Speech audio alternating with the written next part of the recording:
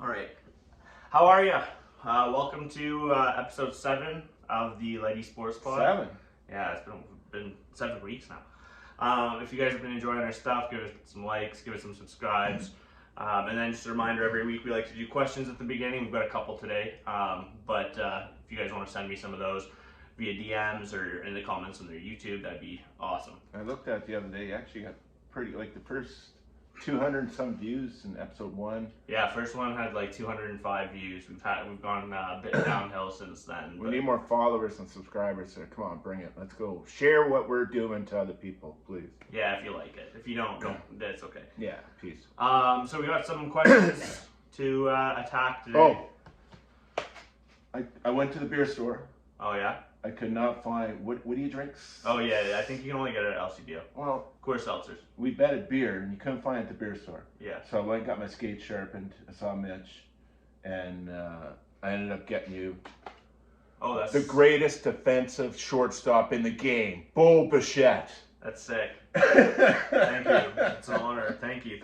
For winning the NFL, whatever, I don't lose. and winning every award.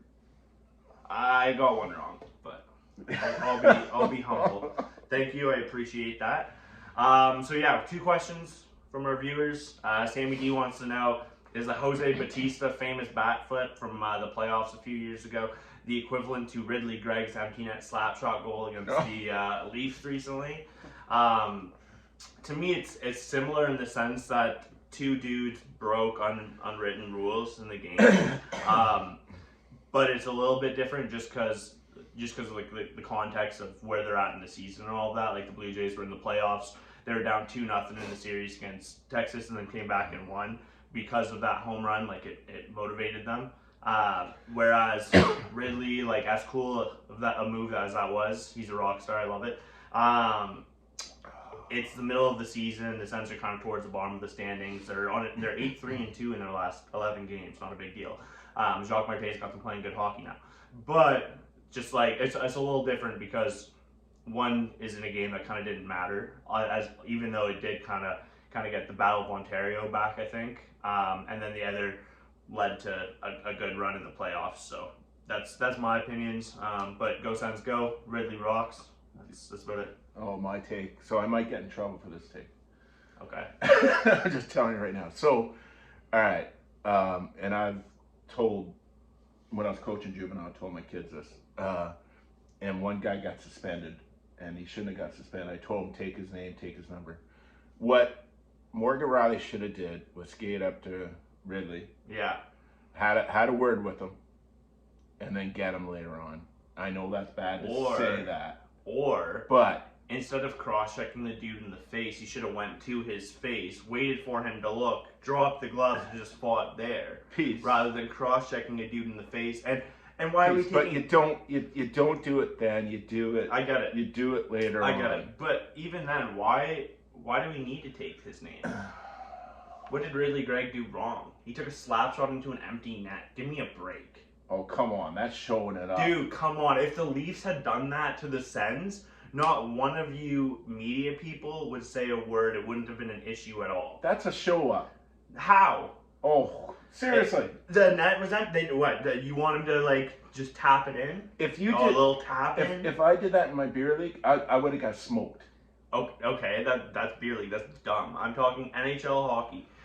By the way, Sportsnet is Leafs net. Okay? Yes, I know. Jennifer Botterill. Okay, I don't like calling out people's names, but what Whatever. she did was terrible. Yeah, whatever. She defended, so 2 weeks before, So- 3 weeks before, a completely different player cross-checks another person in the face, okay? And you know what she says? She says, there's no place in that in hockey, can't cross-check anybody in the face, it's wrong, okay? Ridley Gregg, though, Ottawa Center, rival of the Leafs, takes a clap on into an open net. Morgan Riley goes up to him, directly cross-checks him in the face. What's she saying on wasn't TV? the right- Oh, that was the right move. It shows toughness as a team that lacks character and toughness. She applauded it. What I still don't think what Ridley Gregg did was bad at all. Honestly, it's a move that I probably would have done because it's kind of funny. You wouldn't have lasted. It's kind of fun. Yeah, I would have. I would have turned around and swung at the guy back. Anyways, But I'm not done. All So, all right, you do it later on. You don't do it then, right? You have a chat with them. You do it later on. And I know I'll probably get in trouble with a lot of people for saying that, but I don't care. You do it later on. So Jose did the backflip, right? Yeah. Against Texas. Yeah. What happened next year? Yeah, Rougned Odor punched him in the face in the middle of the season. Why do you think he did that? But he did it because of the backflip. He couldn't do it right then. But Rougned Odor is also a loser. There was no way, but it's the exact same thing, Sammy D. Exact same thing. Odor came back later on. I understand. I have no problem taking his number and doing it later, but I still just don't think Ridley Gregg did anything wrong. Like, it's an unwritten rule. Show me that unwritten rule. Like, that's ridiculous. He took a slap shot into an empty net. Anyways, we'll move on from that one. Good question, though. That was a good question. It was a fun one. Aaron Ritchie wants to know, given Ryu is heading to the KBO, who do you think should or will be the Blue Jays' fifth starter? For me, right now, it's pretty clear. Like, I think Alek Manoah is the guy. He was terrific 2 years ago. He sucked last year, but he's back in camp in shape. He lost quite a bit of weight. Yeah, 50 pounds or something. Yeah, and they have like right now, to me, it's Gausman, Berrios, Bassett, Kikuchi, and then Manoah. Ricky Tiedeman's got upside. He'll probably pitch this year, but he was supposed to pitch today, and he's not because of an injury. He's got an injury, so we'll see what happens. I think honestly it might have been like arm fatigue or something. Already. Well, he only pitched like 40 something innings last year because of like lingering injuries, but he had a K9 of like almost 15, so he's got electric stuff. Hopefully he stays healthy, but to me, start of the year at least for sure, it's got to be Manoah. Okay, so the Jays pitching staff last year, they only had 8 starters all year.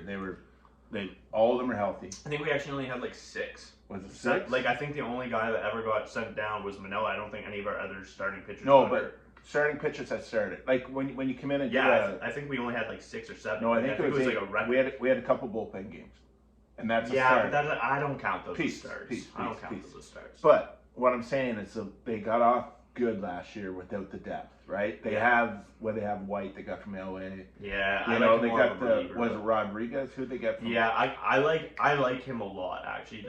The Ariel Rodriguez from Cuba. Yeah, I like him a lot. They need depth. They need another arm. You cannot rely on.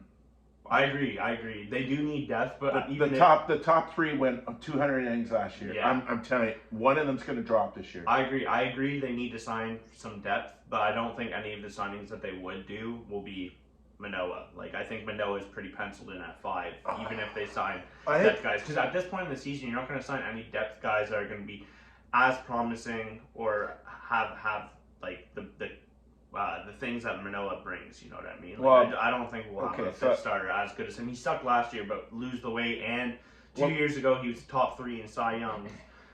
I think he was the open day starter. I think you have to ride him as the number 5, whether you sign somebody or not. You're not going to sign Blake Snell. You're not going to sign Montgomery. No, those are out the window. So you're not going to sign anybody that I think should be a 5. They could sign Manoah. They could sign Montgomery though. No, they're not going to sign Montgomery. But Manoah's we'll see how he is, losing 50 pounds, see how he throws. Yeah. All right. Right now, I think you got to pencil him in, though. You have to pencil him in. I don't think there's anybody else without right doubt now that will take that spot. You short leash, but you know that, right? Very short leash, and they need depth either way. I still think they should go get another arm. Yeah, I agree. I don't think they have enough depth for their rotation if they do run into injuries. I agree with that. Anyways, those are the questions. Thanks, Aaron. Thank you, Sam. So today, obviously, we don't have football going on anymore. So we're going to jump right into baseball as spring training started. As the off season goes in the NFL, I'm sure we'll talk NFL too, because there's going to be some signings and stuff. There's only been a couple minor things like some releases here and there. So we'll go over that another time. But because it's spring training, first Blue Jays game today. Last I checked, it was tied 3-3 after 1, so the bats are going. Barshow hit a home run. Did you see LA against San Diego on Wednesday, Thursday? Yeah, I watched some. They put in the 8 up in the first inning. Yeah, and then after that, it was pretty quiet. Wow, that's a strong. But so we'll get into some MLB news. So the San Diego Padres said that Xander Bogaerts is going to move to second base, and Ha-Sung Kim is going to be their everyday shortstop, which I love. Interesting. Hassan Kim was a Gold Glove winner last year at the utility role, and he had a combined DRS at shortstop, third base, and second of 16. So he saved 16 runs. That's good. Phenomenal. Yeah. So he's a far better defender than Bogarts. I think you want your best defender at shortstop, so I'm cool with that. I think Xander might have a tough time adjusting. He did say in an interview in spring training it's a little bit harder to throw to first because your footwork's a little different, the angle's a little different. And it's not as easy as going from third to short because it's the same kind of angle to first. So that might be the one flaw in this. He might just take a little bit of time to adjust, but I think it is smarter to have your better defensive player at short. What did Bogart say? Is he like? Oh, he's fine with it. Yeah? Yeah, he's fine with it. Yeah, he said he was good with it as long as it's helping the team, and he's making over $200 million. I don't think. Yeah, it's all about the I don't money, think he's complaining. But Kim is a really good defensive player, though. Really good. Yeah. So. The Philadelphia Phillies signed utility man Whit Merrifield from the Blue Jays to a one-year deal worth $8 million. You did call that last week. Yep, and it happened a few hours after we posted the podcast. What a sign. Yeah. I'm not crazy about the signing, honestly. Like, again, 1-year contract, no bad 1-year contract. But if you actually look at his numbers with the Blue Jays last year, I know he was a All-Star. He had a WAR of only 0.7. Yeah, his bat speed's on. Which is not like wins above replacement of 0.7. He didn't even win you a full game. He has good bat to ball. Like he had a 272 average last year, and that was one of his lower years on that end. He's a veteran, bringing in a veteran presence. 35, 36. Could play the outfield, can play the infield. Yeah, what I'm trying to say is I don't hate the signing, but I don't think I'm as a Blue Jay, I'm not going to miss Whit Merrifield. How much did he get? 1 year, $8 million. Oh, that's a pretty good deal, actually. Team friendly, even. Yeah, at WAR of 0.7 typically means he's only worth $7 million. Yeah, I forgot about that. Give or take. But yeah. And then the Royals acquired an interesting relief pitcher from the Boston Red Sox, John Schreiber, for prospect David Sandlin. So Schreiber last year was a little meh. He had a 3.86 ERA and a 4.52 FIP, which is not very good. He was good the year before. Pretty lucky, but yeah, the year before he had a 2.22 ERA and a 2.5 FIP. So he's got good stuff. I think that's a good little signing for the trade for the Royals. And then there's a couple interesting signings that show like the huge drop off in the market. And it really upsets me as a Blue Jays fan. I'll actually get into it in a second. But the first signing, the Rays signed Ahmed Rosario to a 1-year deal worth only $1.5 million. Wow. He only had a 0.4 WAR last year, which isn't great. He's not a good fielder, but he batted .263, and he does have a lot of starting experience. Doesn't hit home runs. He's got good speed. It's a good signing for $1.5 million. Safety net, right? Yeah, because I think Caballero's going to start at short, is what they said, and this will be a good backup. $1.5 million. Wow.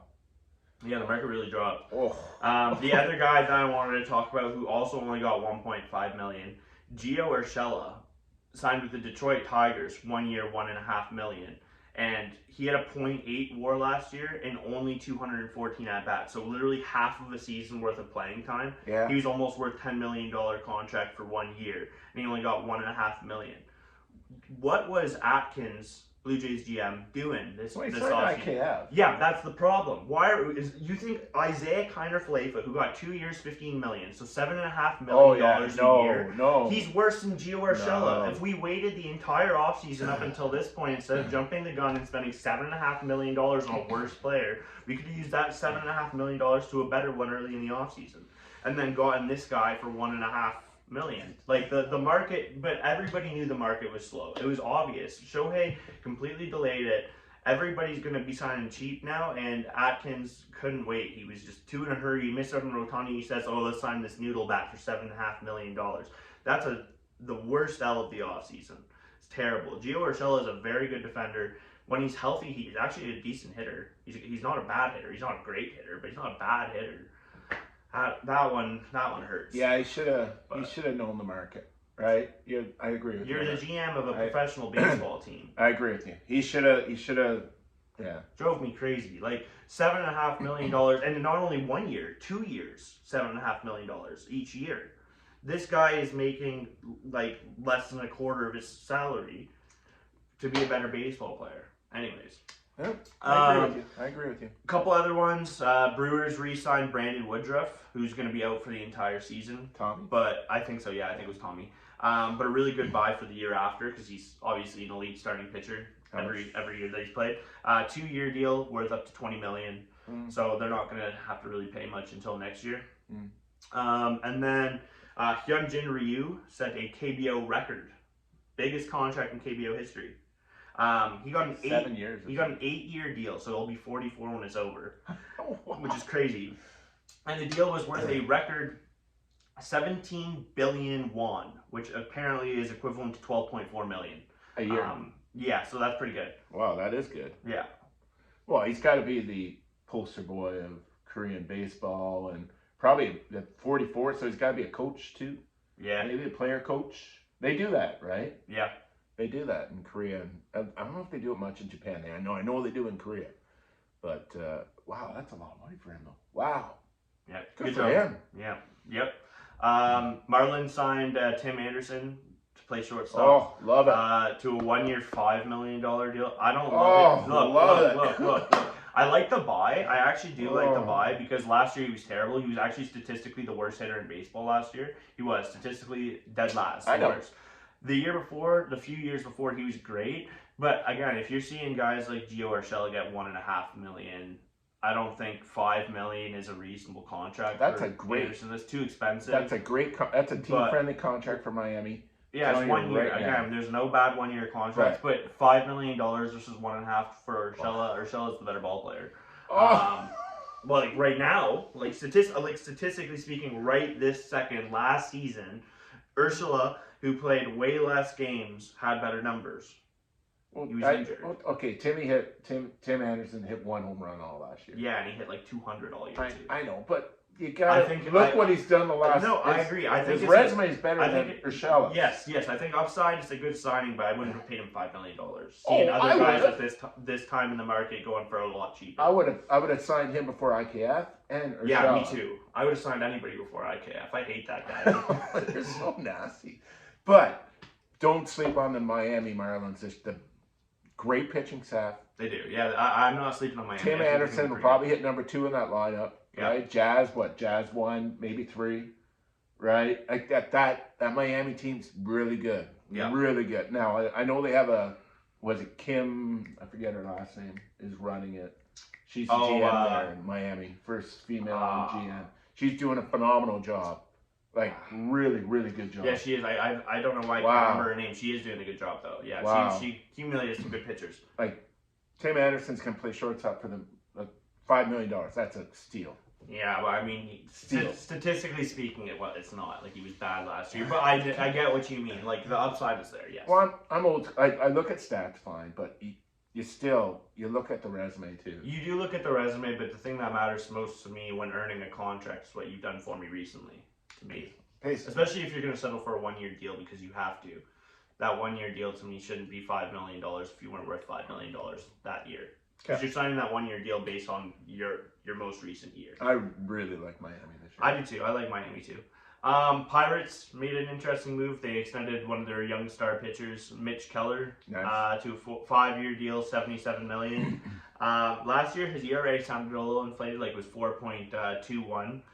But he had bad luck. His FIP was actually 3.8. He had a K per 9 of 9.7. And his walks, which is what he had previously had issues with. Like, he was really bad with walking people in the minors his first few years with Pittsburgh. He only had a walk per 9 of 2.5. So, that's good.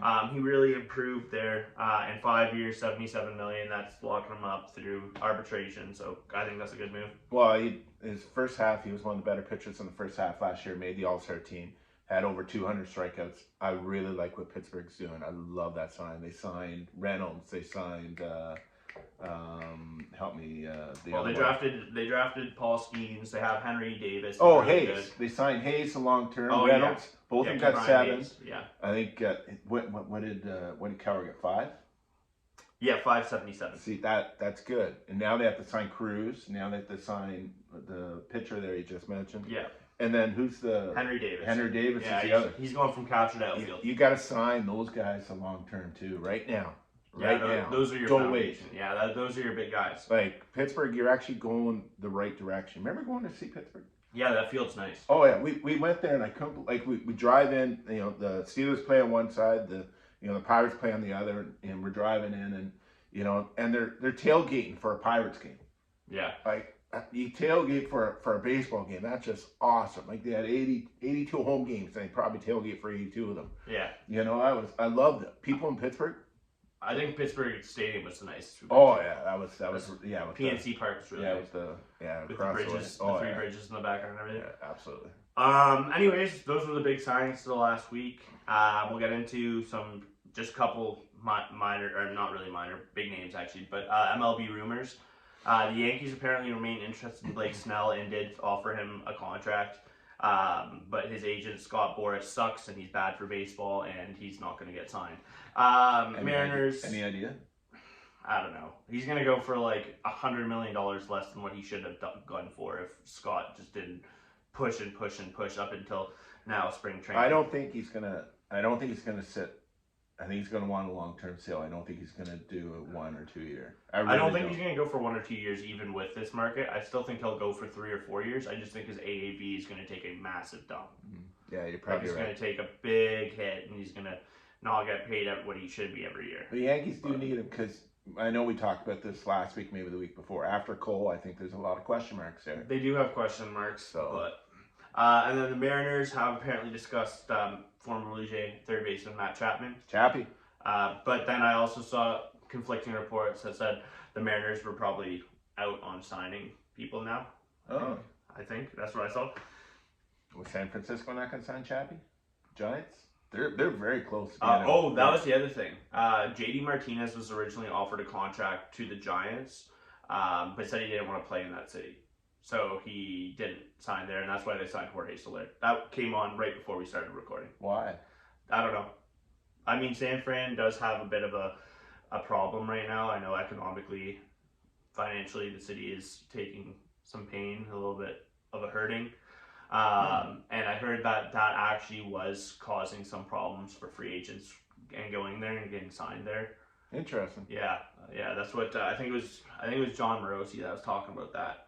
But do you want to get into our standing predictions for next year, or do we want to do our top 5 prospects / rookies to start to see? Well, I think let's hold off on the prospects. I think let's do at least AL and NL East. Okay, so we can start off with our MLB standing predictions.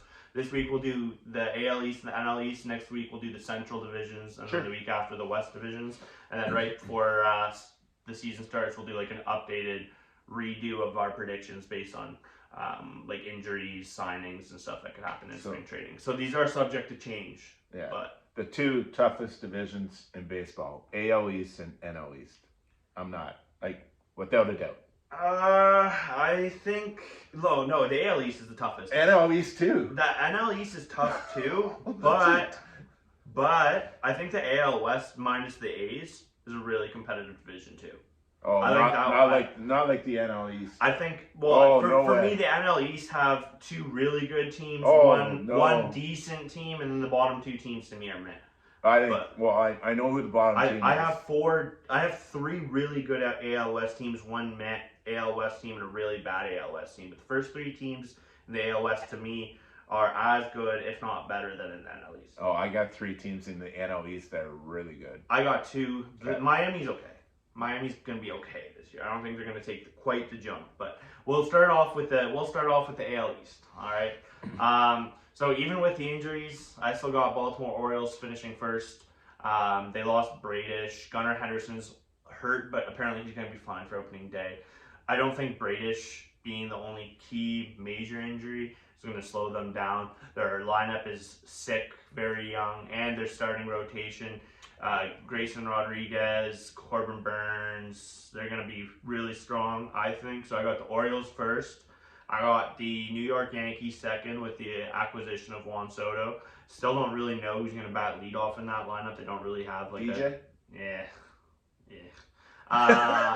It'll be the mayor. It'll be DJ or Glaber, I think. Glaber, I think, penciled 5 or 6, but that's the other guy that will slide into the leadoff spot, I think. Maybe DJ. Yeah, most of the time I agree. Then I got the Toronto Blue Jays finishing third.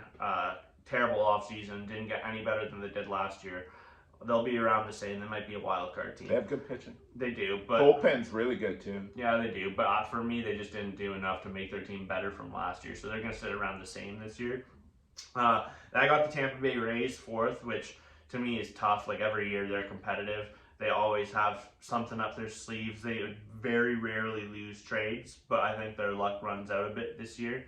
And then I think they're going to be competitive. Oh, I think they got good pitching there too. They do, but they've also they lost now. They lost Wander Franco because he's a jerk. They lost some pieces. They lost some pieces, and they're always flipping money around. So to me, they're unpredictable this year. And then last will be the Red Sox. I don't think they're a very good team. So yeah, I agree. The Red Sox, no pitching depth there at all. They're pretty soft, unfortunately. I like the Yankees to win the East. I think there is some question marks in their starting staff and even in the bullpen. But that offense, from 1 all the way down, even the kid there, Wells, catching, I think he's hitting 9th. He's going to have a great year this year. But yeah, 1 all the way down, that lineup, like, even Stanton showed up in shape. Judge is coming back. Soto in that lineup. DJ leading off. Torres, right?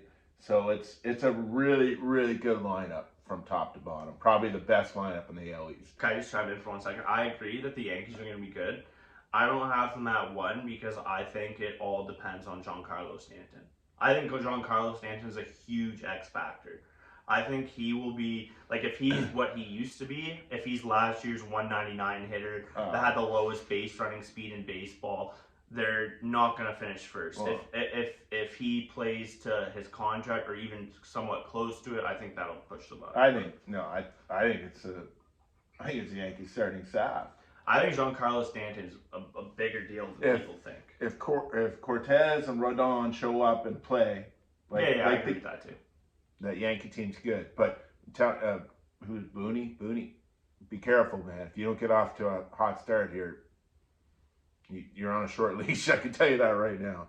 I like Jays number 2. I know you had them 3. I like the Jays. Like, they have, again, good starting staff, right? The 3 or 4, they're really, really good. I just don't think they got any better than last year. Last year, they were a third-place team in the AL East, so I'm thinking they're going to be the same. That was my mindset. Still really, really good pitching, but I also expect 1 or 2 of those to not have as good of a year as last year, which would push us down a bit. Yeah, I'm worried about that because all of them hit 200 innings, right? But who they lose? Ryu, they lose Chapman, Whit Merrifield, but, peace. I got Rays number 3, right? I like their pitching in Tampa Bay. I like the kids playing second and short and third.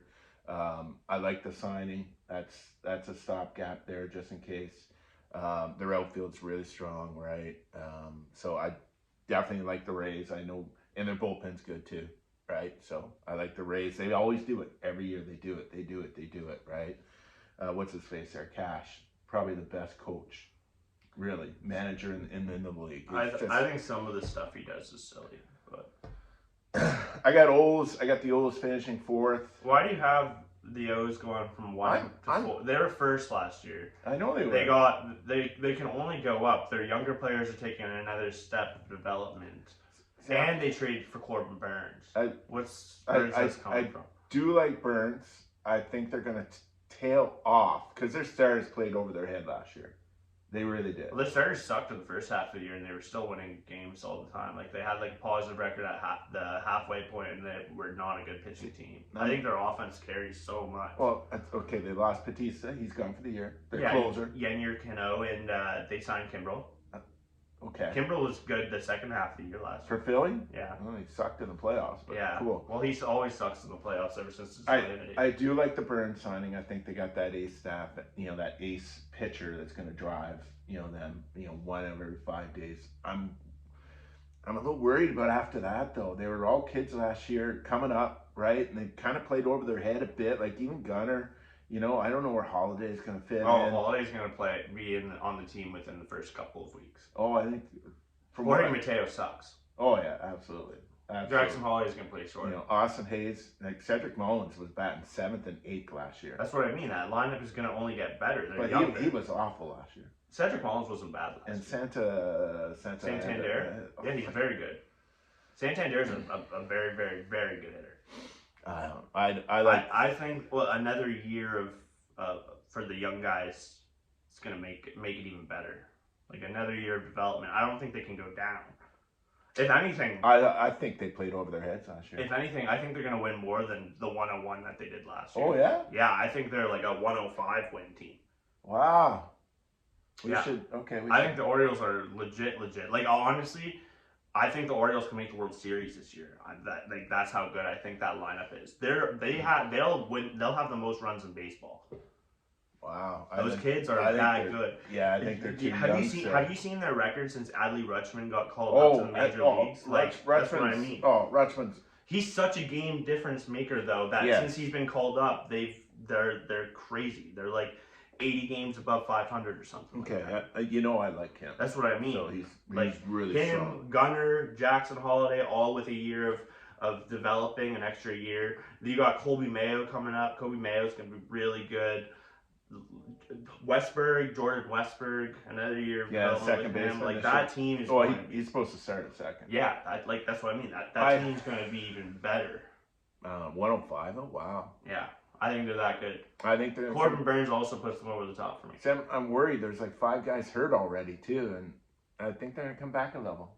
They're gonna come down a level. I really do. I don't. You know, but I agree with you on the Jays. They haven't done anything yet. That's why I got them third. Right. Give them second. Oh, I give the Rays second. Third. Yeah. I give Rays third. Okay. Well, I like the Rays and the Jays and the O's are all gonna be right. I think the Yankees are gonna, as long as they come out to a hot start and that pitching. Yeah. Otherwise, if they don't get the arms, they're done. And then Red Sox, like, oh my God, like, you know, we've been to Fenway. I love Fenway, but I don't know what they're doing there. I have no idea what they're doing. None of what they're doing is making sense to me. Yeah, they're last for me. Oh yeah, absolutely. Absolutely. And then the NL East, I got the Braves, Atlanta Braves first, Philadelphia Phillies second, Miami Marlins third. I got the Nats fourth, and then I've got the Mets fifth. I just want to say quickly. You and I are synced up completely there. So. I just want to say quickly though. Watch out for the Nationals. I actually think they're sneaky. Last year they had a surprising 71 wins. Yeah. And they came up. I think the year before they had like 55 wins, 60 wins. They had a pretty big increase in wins. And I think that could go even more. That's why I'm less confident in Miami than you that they're a really good team, is because I think the Nationals are going to take a step, but I think the Mets are really bad. But I think the Nationals will be around 500. I think the Marlins will be around 500, and I think the Braves and Phillies are like the big guys in that division. Oh yeah. So Braves, really good lineup, really good pitching. Obviously, Phillies, really good pitching. Pretty good lineup. In my mind, the Braves and the Phillies are probably the second and third best team in the MLB. No, I don't have the Phillies as the third best team. I do. Let me go through my list here and tell you who I think is better. Dodgers number 1. No, Dodgers number 2 for me. I think the Braves are a better team. I got Braves too. Dodgers, Braves.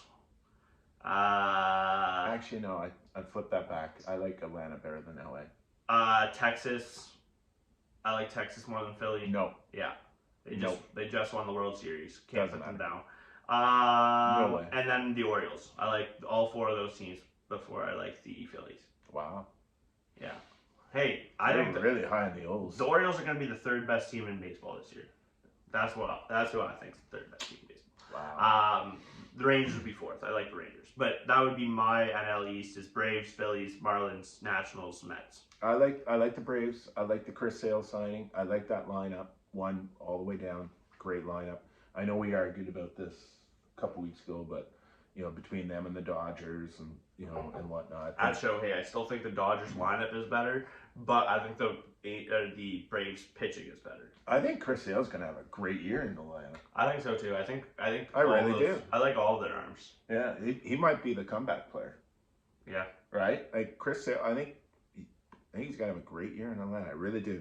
So I like the Braves. I like the Phillies. I like their 1-2 punch there. Noah, Zach Wheeler, Really nice. 1-2 punch. Their lineup, Trey Turner, Harper, Alec Baum, Bryson Stott, Scott, yeah, Nick yeah, Castellanos, Whit Merrifield's probably playing a little bit of left and right, left and second, JT left and Realmuto. center. Brett, they got Marsh, oh yeah, JT catching, yeah, they got a good team. Really, really good. But team. I don't think they're as good as the teams that I think are better.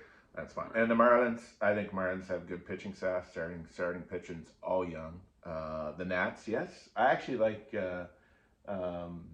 CJ Abrams there, he's really good. The Nats have really good prospects. Yeah. James Wood and Dylan Cruz, two outfielding prospects to look out for. That Cruz guy's huge. I saw him hit the other day. Yeah. He's huge. Yeah. And I actually like the sign. They signed Gallo. Yeah, 1 year, $5 million. Yeah, I like that signing, actually. I think he's going to have some pop. Yeah, he's going to hit under 200 for you. Yeah, I know, but he's going to have tons of home runs. Probably hit fourth in that lineup. Who's playing first base there now? Well, Dominic Smith signed somewhere else this week on a minor league deal. Yeah, I'm trying to remember who plays first base. Oh, well, it doesn't matter. I thought it was Rowdy Tellez, but he went to Pittsburgh. No, he went to Pittsburgh. Joey Meneses. Oh, yeah. They'll go from DH to first. Yeah, outfield. Yeah, you're right. Yeah. He's actually a good bat, too. He is, yeah, he's a good hitter. But, and then last is the New York Mets. And their pitching sucks. You just lost. Especially with Kodai Senga. Just lost him. Yeah, that sucks for me, man. You know what? My big fantasy baseball league, I have him for $5 as a keeper because I drafted him out of Japan before last season. I waited on him for a year. And then this year, I have him and Yamamoto because I drafted Yamamoto out of Japan last year too. Big brain, smart guy. Now Senga's out for me and it sucks. So it's back here, eh? Yeah. So he'll probably be out till mid-season. That's what they were saying. It's not this. It's. I remember when you used to pitch, you used to get that too, right? Yeah, it was always my shoulder. Yeah, it's back there. It's all in the stop in here where where it hurts and that's the Mets are an awful team. Yeah, I think so too. Absolute awful. Anyways, awful team. Let's do one more topic before we hop off. We'll do top 5 prospects or rookies to watch for this season. So needs to be MLB ready and expected to play this year and didn't play in MLB last year. So Evan Carter in Texas doesn't count. Oh, Evan Carter's good. Yeah, he is. My number one this year. I think he's gonna win the Rookie of the Year. Wyatt Langford, outfielder, Texas. Was he first? No, he was the 4th overall pick last year. First round pick though. Last year though. Yeah, he only had half a year of baseball professionally last year technically because he was drafted that year. But he across 4 leagues, he had 200 plate appearances. That's it. But he played across 4 leagues the year he was drafted and hit 360. Yeah. No, I don't think he's a 5-tool. Defense might be questionable. Doesn't have a ton of speed, I don't think. Good power and contact though. He's lanky, right? Like he's like 6 foot. Yeah. Something. Yeah, he's gonna be really good. He was 4th overall pick just past year. So what's the outfield then? Garcia, Carter and Langford. Yeah, I can see it. It's a really good outfield. I can see it. It's really good outfield. That's good outfield. Texas is going to be really good this year. My number 2 is the number 1 prospect in all of baseball. 1st overall pick in 2022, Jackson Holliday of the Baltimore Orioles. He might not start the year in the big leagues right away, but when he does, he's going to go crazy. Last year, across 4 different leagues, he hit .323 with 12 home runs, 24 steals, and only 125 games. So he is a full 5-tool player. I think that if he started day 1, he'd be my Rookie of the Year pick, but I don't think he will. I think the Orioles might be a little bit slower on him. He might take it 2 to 3 weeks to get up into the MLB. But I think he would be my number 1 guy had I think he's starting right away. But I don't know if he is. I think Langford is already penciled in. I think he's already starting day 1. But I'll tell you who my AL guy there is later on, but it's not Holiday. It's not like I like your AL guy. Anyways, you know who it is? Yeah, number 3. Okay. We're going Jackson Chourio in Milwaukee, outfielder.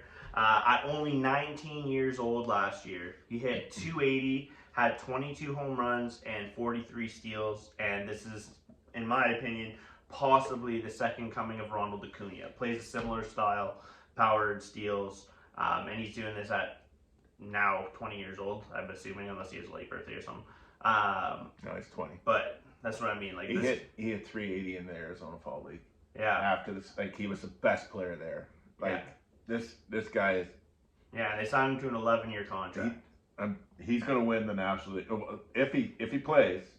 He will win the National League Rookie of the Year. I think so too. Yeah. He is an Acuna. My number 4 is last season's first overall pick, pitcher Paul Skeens. Oh yeah. For Pittsburgh. I don't think he'll be up until probably June or July, since he only pitched 5 2/3 last year in AA.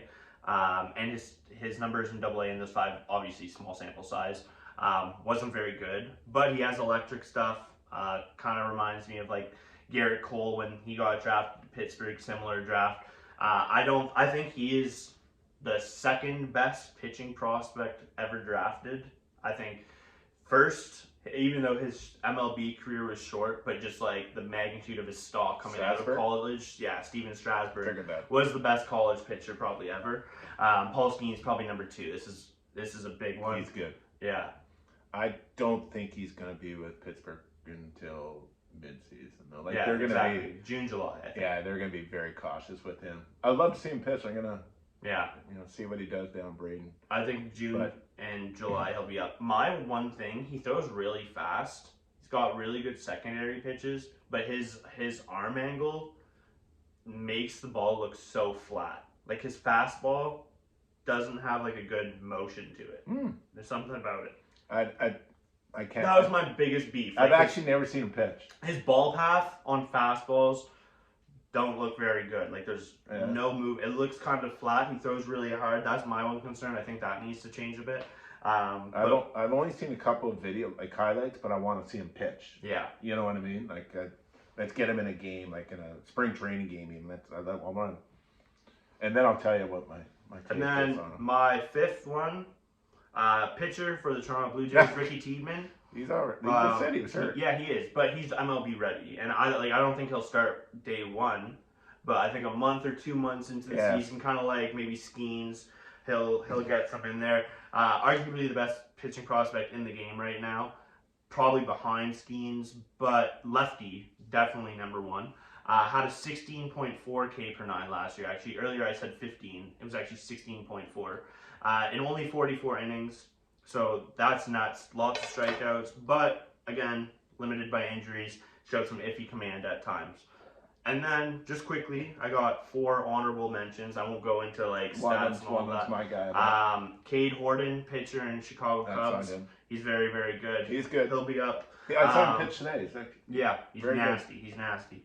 Orelvis Martinez with the Blue Jays, third base / second base. He'll be our starting third baseman about 2 weeks in, when our dumb management realizes Isaiah Kiner-Falefa sucks. I like Kyle Manzardo in Cleveland, first baseman, and then AL Rookie of the Year, right there. No, I don't think so. I think he's gonna be good.